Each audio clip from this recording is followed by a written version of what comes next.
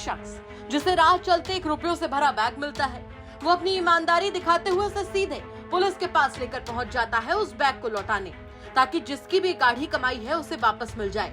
लेकिन उसके साथ वहां वो होता है जो उसने शायद अपने सपने में भी नहीं सोचा होगा। दरअसल 20 अगस्त की शाम रायबरेली में कुछ ऐसा हुआ जिसके बाद पूरे प्रदेश में पुलिस की किरकिरी शुरू हो गई है। ये पूरा मामला रायबरेली के गदागंज थाने का है, जहां पुलिस सहयोग के तमाम दावे करती हो, लेकिन असलियत उससे कुछ और ही नजर आ रही है। और पुलिस पर मित्र पुलिस का लगाया नकाब किसी और ने नहीं बल्कि उसी थाने के पड़ोसी थाने में तैनात थाना अध्यक्ष ने हटा दिया। गदागंज थाने के बगल में ही रहने वाले एक व्यापारी जो कि जलालपुर दही चौराहे पर अपनी दुकान चलाते हैं, वो रात में करीब 8 बजे अपनी दुकान बंद करके घर की तरफ जा रहे थे। उनके मुताबिक रात में कुछ लुटेरों ने उनके साथ लूट की वारदात को अंजाम दिया और उनकी गाड़ी लेकर फरार हो गए। किसी तरह दुकान के मालिक रवि चौरसिया चौराहे पर पहुंचे और उन्होंने पुलिस को सूचना दी, जिसके बाद उस मामले की जांच शुरू की गई। मामले में रंग तब चढ़ा जब एक शख्स लूट के तीसरे दिन अपने ग्राम प्रधान के साथ 7 लाख रुपयों से भरा हुआ बैग लेकर थाने पहुंच गया। उसके साथ पहुंचे व्यापारी नेताओं ने थाना अध्यक्ष से बात की तो उन्होंने पैसे सुपुर्दगी में लेते हुए ईमानदारी दिखाते हुए जिस युवक ने बैग लौटाया था उसे ही गिरफ्तार करके जेल भेज दिया।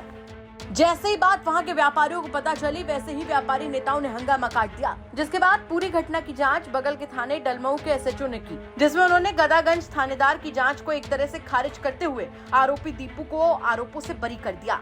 डलमऊ थानेदार की जांच रिपोर्ट के बाद मामले ने तूल पकड़ा तो पुलिस ने पैरोकारी करते हुए कोर्ट में फाइल शामिल की, जिसकी वजह से दीपू को 7 तारीख को जेल से रिहा किया गया। अब रिहा होने के बाद क्या कुछ बता रहा है दीपू, वो सुन लीजिए आप। रविशंकर, क्या हुआ था उस दिन? उस दिन हम शॉप बंद करके घर जा रहे थे। जैसे ही अपने मोड़ पर पहुंचे, वहाँ पे एक लोग खड़े थे। उन्होंने हमारी बाइक रोक लिया और हमारे साथ वो हाथापाई करने लगे, बैग छीनने लगे। उसके बाद बैग छीन के अपना भाग के गाड़ी लेके हमारे। कितने लोग थे वो? 2 लोग। एक लोग का तो मास्क लगाए थे, उनको तो देखे थे, लेकिन दूसरे को हम देख नहीं पाए। तो उस समय आपको नहीं पता चला कि आपकी बाइक गई है, फिर आप वहाँ से कैसे निकले? मतलब वहाँ पर एक गाड़ी आ गई, तब तक में जब वो हमारे साथ वो कर रहे थे तभी एक अचानक से गाड़ी आ गई सामने से।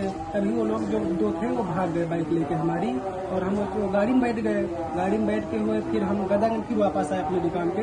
यहाँ आके हमने 112 पर फोन किया। उसके बाद आपको कब पता चला ये पैसा मिल गया? पैसा हमको करीब 3 दिन के बाद पता चला कि पैसा मिल गया। किसका फोन आया था? एसओ सर का फोन आया था कि थाने बुलाया कि आपका पैसा मिल गया है, तो इसलिए हमको बुलाए थे वहाँ पे। तो जब वहाँ गए तो दीपू को दिखाया था उन्होंने? हाँ, दीपू हमको 2 बजे रात में दिखाया गया। तो हमसे बोले कि ये है कि नहीं, तो हम बोले कि तो मास्क लगाए थे, तो हम तो पैसा पाए नहीं है। वहीं जिस शख्स से डकैती की गई उसने पूरा घटनाक्रम बताया, वो भी सुनिए आप। मैं आरोप पानी लेने जा रहा था, अभी रास्ते में बैग पड़ा मिला था जिसमें 4-5 लोग थे। हम कौन कौन थे आप लोग?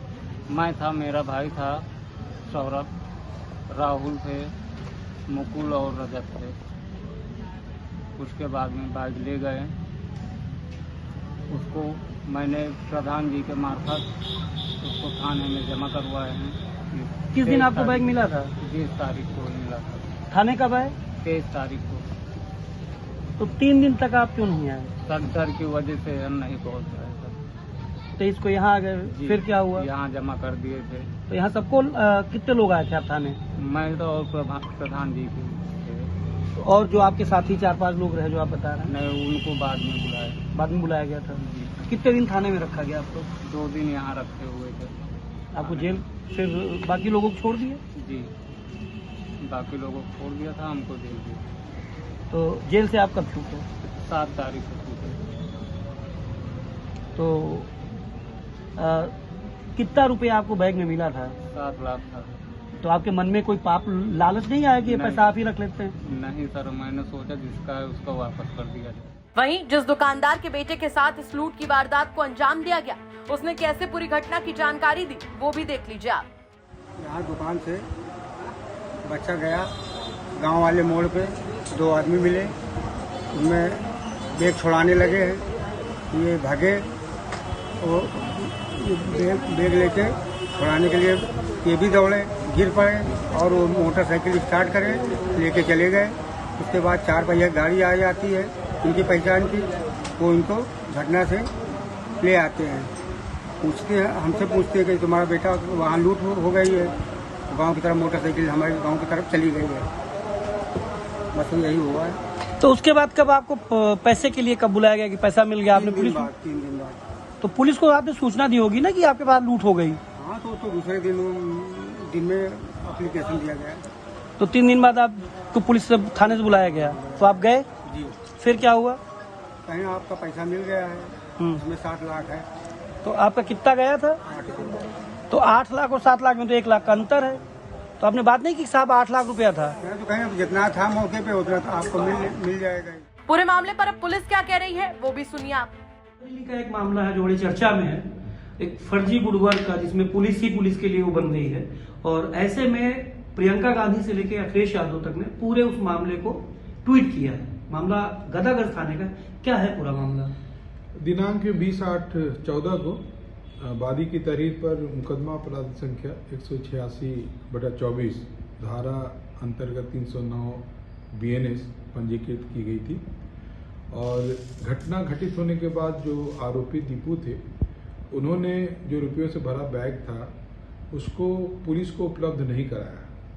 जब बैग उपलब्ध नहीं हो पाया तो पुलिस को उस पूरे प्रकरण में संदिग्धता और संलिप्तता उनकी पाई गई। तदनुसार तत्समय जो परिस्थितिजन्य साक्ष्य थे उसके आधार पे उनको गिरफ्तार करके और बैग रिकवरी करके जेल भेजा गया था। तत्पश्चात विवेचना जो है डलमऊ ट्रांसफ़र किया गया और जब इसकी डिटेल विवेचना की गई तो परिस्थितिजन्य साक्ष्य जो थे उपलब्ध और जो तथ्य जो प्रकाश में आए उससे उनकी संलिप्तता नहीं पाई गई और पुलिस की ही रिपोर्ट पर माननीय न्यायालय द्वारा उसको रिहा किया गया है। और वर्तमान में विवेचना प्रचलित है और किसी को भी दोषी को बख्शा नहीं जाएगा और किसी भी निर्दोष के विरुद्ध कार्रवाई नहीं होगी। और इससे पूरे तथ्य पर जो है पर्यवेक्षण अधिकारी नजर रखे। सर, जिसके साथ लूट हुई थी उसका कहना था कि उसमें 8 लाख रुपए थे, जबकि बरामदगी 7 लाख की हुई। गाड़ी अभी भी नहीं मिली है। इस संबंध में पुलिस लगातार विवेचना कर रही है, लगातार प्रयास कर रहे हैं और जो रिकवरी हुई थी उसको जो विधिक जो तरीका है, नियम है, जो फर्द मेमो वगैरह बनता है उसके अनुसार वो तत्कालीन लगभग पूरी राशि जो उनके द्वारा कहा गया था उसको रिकवर कर लिया। हालांकि इस मामले में अब पुलिस बैकफुट पर आती हुई नजर आ रही है, लेकिन कई सवाल अभी भी ऐसे हैं जो अभी भी पूरी तरीके से अनसुलझे हैं। जैसे डर ही सही, लेकिन 3 दिन तक किसी के पैसे को अपने पास रखने को लेकर सवाल खड़े हो रहे हैं, क्योंकि दूसरे ही दिन दीपू को पैसों के मालिक के बारे में पता चल चुका था। दूसरा बड़ा सवाल ये कि आखिर इतनी भी क्या जल्दी थी कि अभी लूटी हुई गाड़ी और लुटेरों का पता नहीं चला, लेकिन आनन फानन में दीपू को क्लीन चिट दे दी गई। और सबसे बड़ा सवाल ये कि आखिरकार पहले जांच कर रहे अफसरों ने दीपू के साथ उठाए गए बाकी 5 लोगों को क्यों छोड़ दिया और दीपू को ही क्यों जेल भेजा। ये वो कई अनसुलझे सवाल हैं जिनका खुलासा होना अभी बाकी है। रायबरेली से शैलेंद्र प्रताप सिंह की रिपोर्ट, यूपी तक।